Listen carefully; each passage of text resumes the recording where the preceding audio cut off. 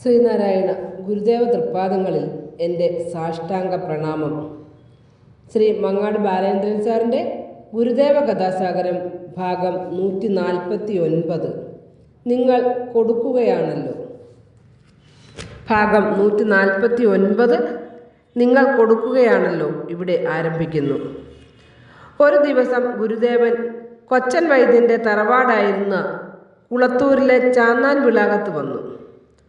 അവിടെ ഇരുന്നപ്പോൾ ചെമ്പഴന്തിയിലെ മണയ്ക്കൽ ക്ഷേത്രത്തെപ്പറ്റി സംസാരിക്കുവാൻ ഇടവന്നു.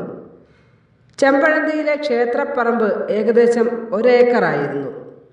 ആ പറമ്പ് വയൽവാരത്തെ കൃഷ്ണൻ വൈദ്യരുടെ മകൾ ഭഗവതിയും അവരുടെ മകൻ ദാമോദരൻ വാദ്യാരും ഗുരുദേവന് ഇഷ്ടദാനമായി കൊടുക്കുവാൻ തീരുമാനിച്ചിരുന്നു. ആ വിവരം വൈദ്യൻ ഗുരുദേവനെ അറിയിച്ചു. ദാമോദരൻ വലിയ സ്വാമി ഭക്തനായിരുന്നു. തനിക്ക് ഗുരുദേവൻ വിദ്യാരംഭം കുറിച്ച് തന്നതുകൊണ്ടാണ് നല്ലൊരു ഭാഷാ അധ്യാപകനായി തീരുവാൻ കഴിഞ്ഞതെന്ന് അയാൾ വിശ്വസിക്കുകയും അതിൽ അഭിമാനിക്കുകയും ചെയ്തിരുന്നു. ദാമോദരൻ സ്കൂളിൽ നിന്നും വരുന്ന വഴിക്ക് ഗുരുദേവൻ ചാന്നാൻ വിളാകത്ത് വന്നിരിക്കുന്നതായി അറിഞ്ഞു. ദാമോദരന് ചെറുപ്പകാലത്ത് മുഖമാകെ കുരുക്കൾ വന്നു പൊട്ടുന്ന ഒരു രോഗമുണ്ടായിരുന്നു.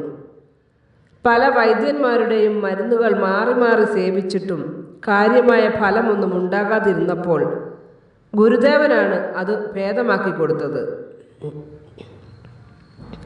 കടുക്ക കഷായമിട്ട് അതിൽ തേനും പശുവിൻ നെയ്യും മേമ്പൊടി ചേർത്ത് 90 ദിവസം സേവിക്കണമെന്നായിരുന്നു ഗുരുവിൻ്റെ അന്നത്തെ കൽപ്പന. എന്നാൽ അത്രയും ദിവസമാകും മുമ്പ് തന്നെ ആ കുരുക്കളെല്ലാം മാറിപ്പോയിരുന്നു. അതൊക്കെ ആലോചിച്ചുകൊണ്ടാണ് ചാന്നാൻ വിളാകത്തേക്ക് ദാമോദരൻ പോയത്. ഗുരുദേവനെ കണ്ടു തൊഴുതു. ചെമ്പഴന്തിയിലെ ക്ഷേത്രപ്പറമ്പിൻ്റെ ഇഷ്ടദാന കാര്യം ഗുരുദേവന് മുന്നിൽ ഉണർത്തിക്കുവാനാണ് ദാമോദരൻ വന്നിരിക്കുന്നത് എന്നാണ് കൊച്ചൻ വൈദ്യൻ അപ്പോൾ കരുതിയിരുന്നത്.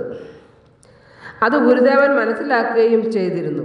എന്നാൽ ദാമോദരൻ അക്കാര്യത്തെപ്പറ്റി ഒന്നും മിണ്ടുകയുണ്ടായില്ല. അമ്മയ്ക്കൊപ്പം വന്ന് അത് പറയുവാനായിരുന്നു ദാമോദരൻ ആഗ്രഹിച്ചിരുന്നത്. അതെല്ലാം ദീർഘദർശനം ചെയ്തിരുന്ന ഗുരുദേവൻ കുറച്ചുനേരം കഴിഞ്ഞ് ദാമോദരൻ പോകുവാനിറങ്ങിയപ്പോൾ ഇങ്ങനെ പറഞ്ഞു: എല്ലാവരും ക്ഷേത്രങ്ങൾ ഉണ്ടാക്കുന്നു, നിങ്ങൾ കൊടുക്കുകയാണല്ലോ.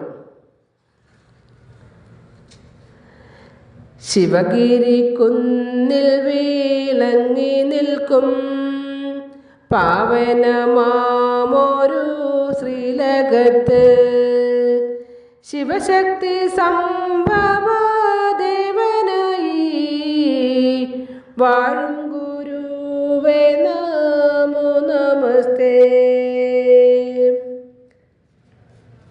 ശ്രീ മങ്ങാട് ബാലേന്ദ്രൻ സാറിൻ്റെ ഗുരുദേവ കഥാസാഗരം ഭാഗം 149 നിങ്ങൾ കൊടുക്കുകയാണല്ലോ ഇവിടെ അവസാനിച്ചിരിക്കുന്നു.